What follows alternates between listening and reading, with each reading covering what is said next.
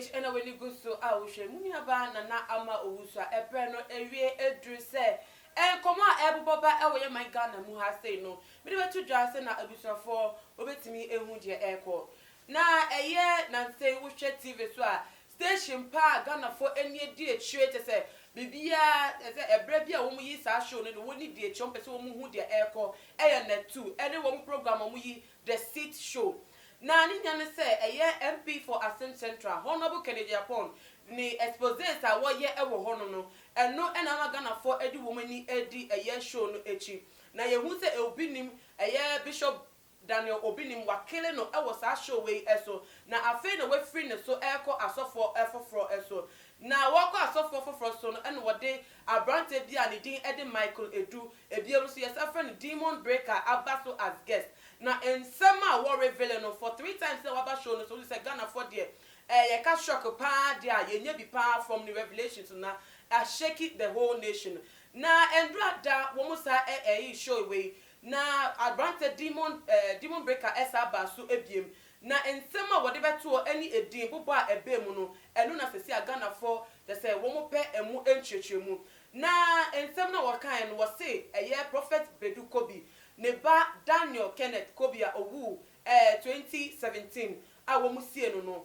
wo susu say abrante no say na Ghana for yenim say yesie no e wo Lashibi funeral home emusie honom no enesa enasem no esitie ebra wo mko ye eyie ne ho hyehye e wo musie wie no obi adane koe no ebo 1 am eko 2 am no ehun sa esa wo machi eba ho betu efu no esa di kosie e wo asori edem honom na ensebwe ebeto dan Ghana for dodo na wo madwen ayom nyam se na Glorious Way Church so for penny prophet Bedu Kobi nanti wo betimi enya kukudo ede ne ba abofere for such a purpose na Ghana for edwen ho a wo mo anti ase enu ti as ensem no ekoba na Ghana for eka ho asem no openi a woda Glorious Way Chapel anu no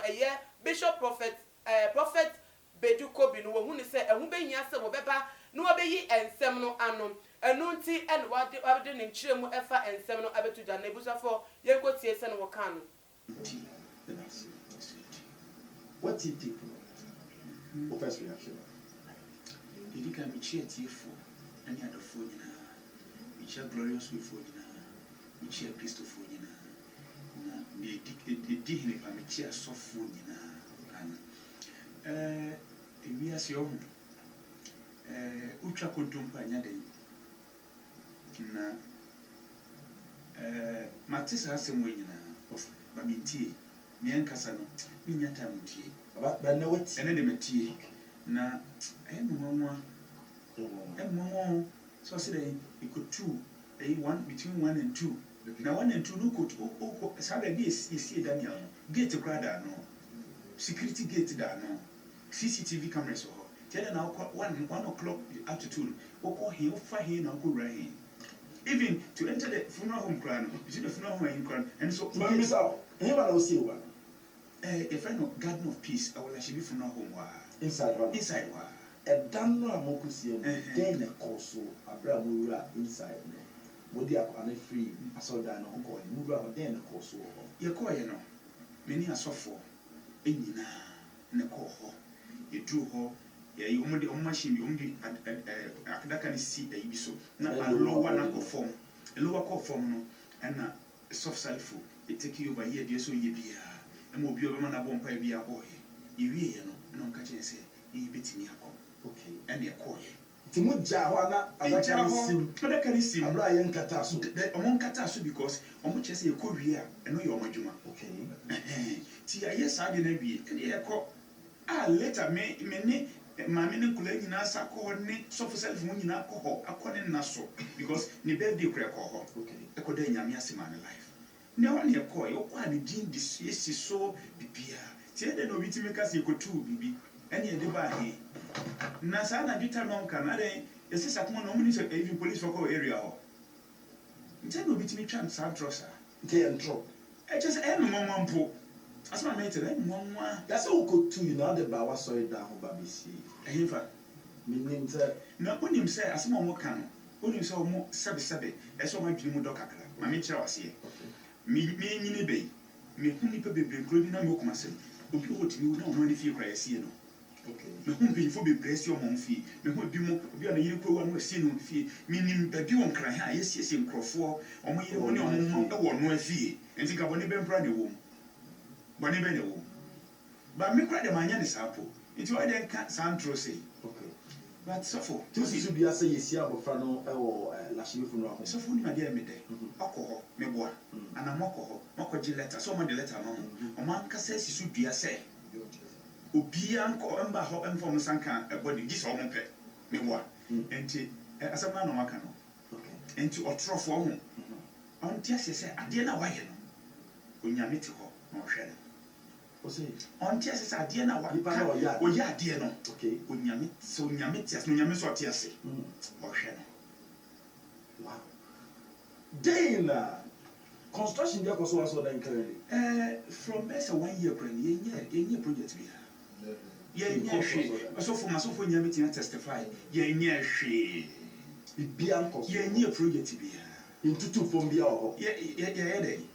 yensi dan bia yentu block bia yenye hwe edan foforo bia nkoso pacho papa metimi e de wo aba ho abehwe o se yenye hwe ho na masofo nso nyina na wa he obia betimi de dan se yenye hwe o wa so dan no wo ho yenye hwe yensi hwe yendua hwe yenye hwe nti ya bo nipa miensa bi din mu se ho no na si ba ko bi di afia ba ko bi di Kennedy na Reverend Obofo ya oni o mta ko mie e kan ni say mi wo ma bebere okay enti no se obunim se me bani a eno nkyere se obadwen se ntie kwa bibi ye kwa bibi a na me ma akwan so timi frɛ wo mo nso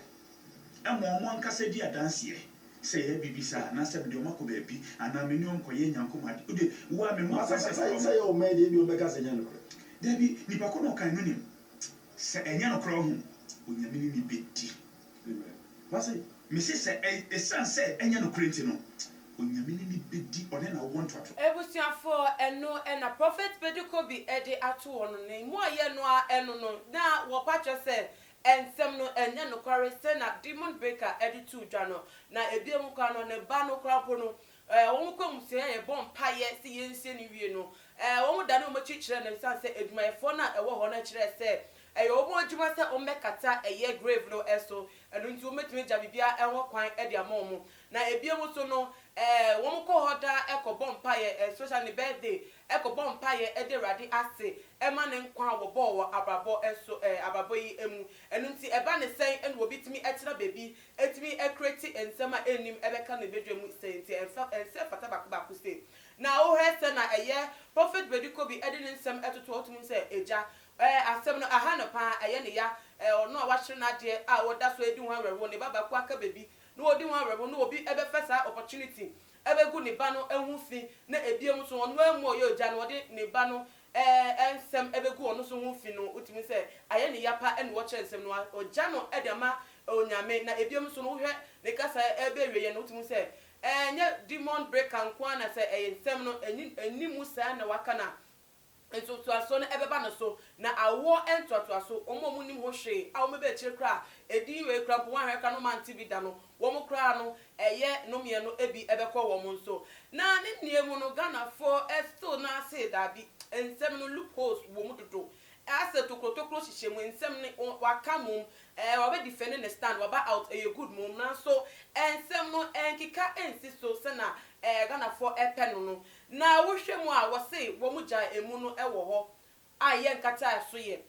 ebiem so no wo mu kọ ho no na eye radio station wo mu interview no ekọ ho no wo mu ko bisa ehun sem no mu se ye makwan se eye eho no no wo bi ede ne sa ebeka emu na nti wo bi enu obeba ho a wo ntakrata ye be ma ne kwan amane bo wura ho a tese wo betimi akoyi akotu emu a yesi wo ho de dada na so ne niemu no Ghana for ebisa se Ghana ha se yenim se emra eye adwuma wa ha na so wo bi eba baby ana so bi ba bedwem ana TV so etena baby egu wanim ase egu din ho fi a wo ho kwan se obema mranimfo ede letter ede akoma ne se won apologize no or retracting statement ana se ebiem no won sa meka obedwem se ensem na wo kan no animu se na waka no na eba ne sen